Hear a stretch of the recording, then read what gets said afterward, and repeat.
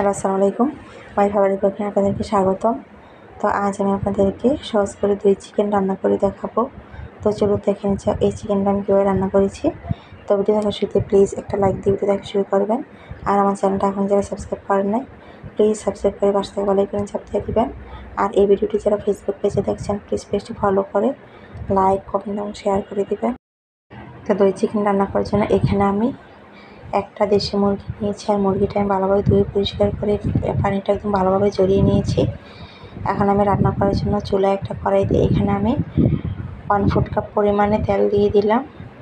এখন তেলটা গরম হওয়ার পর এখানে আমি 2 টুকরো এলাচ, একটা দারুচিনি আর 2টো তেজপাতা দিয়ে দিলাম। দিয়ে এই মশলাটা আমি 20 থেকে 30 সেকেন্ড একটু তেলটার মধ্যে ভেজে নিয়েছি, যাতে মশলা থেকে সুন্দর একটা স্মেল পাওয়া যায়। এখন এখানে আমি একদম মিহি কুচানো পেঁয়াজ দিয়ে দিচ্ছি 1/2 কাপ পরিমাণে। তো পেঁয়াজটা আমি একদম মিহিভাবে কুচিয়ে নিয়েছি। সাথে এখানে আমি 1 চা চামচ আদা কুচানো দিয়ে দিচ্ছি। আদাটা আমি একদম মিহিভাবে কুচিয়ে নিয়েছি। এখন আমি পেঁয়াজ আর আদাটা একটু হালকা করে এটা আমি ভেজে নেব। এটা আমি ব্রাউন কালার করব না, তা হালকা এটা ভেজে এখন এখানে আমি মুরগির মাংসটা দিয়ে দিব। তা আমি আদা আর পেঁয়াজটা আমি হালকাভাবে ভেজে নিলাম। এখন এখানে মুরগিটা দিয়ে দিলাম। তো মুরগিটা দিয়ে এটা আমি 2-3 মিনিট মুরগিটা এই পেঁয়াজটার সাথে তেলের মধ্যে একটু ভেজে নেব, মুরগির কালারটা চেঞ্জ হওয়া পর্যন্ত। তো এটা আমি ভেজে নিচ্ছি। তো মুরগিটা একটু ভাজাতে এটা কালারটা চেঞ্জ হয়ে গিয়েছে।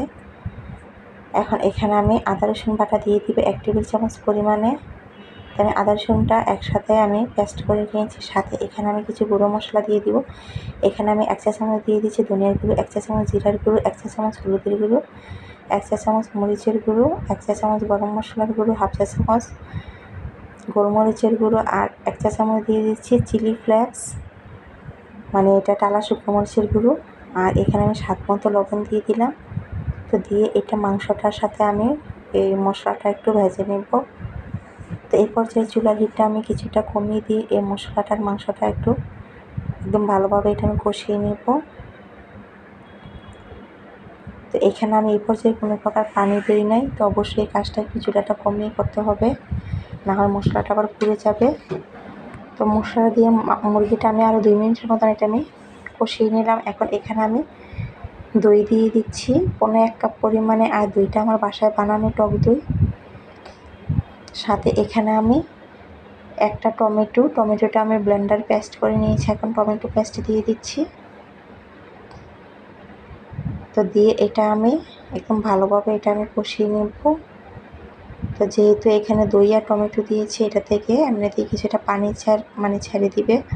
তো এটা আমি একদম ভালোভাবে এটা আমি কষিয়ে নেব।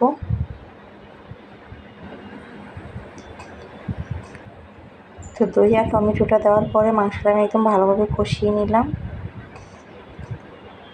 এখন এখানে আমি পরিমাণ মতো পানি দিয়ে মাংসটা আমি সেদ্ধ করে নেব। তো যেহেতু এটা দেশি মুরগি, এটা সেদ্ধ হতে একটু সময় লাগবে। তো এখানে আমি গরম পানি দিয়ে দিচ্ছি পরিমাণ মতো। তো পানিটা দিয়ে একটু নেড়ে চেড়ে এখন এখানে আমি যেহেতু টক দই আর টমেটো দিয়েছি, তাই এখানে আমি টকটা ব্যালেন্স করার জন্য এখানে আমি 1 চা চামচ পরিমাণে চিনি দিয়ে দিচ্ছি। তো চিনিটা দিয়ে একটু ভালোভাবে মিশিয়ে এটা আমি ঢাকনা দিয়ে ডেকে এটা আমি সেদ্ধ হওয়া পর্যন্ত আমি রান্না করে নেব। তো আমি ঢাকনা দিয়ে রেখে দিচ্ছি।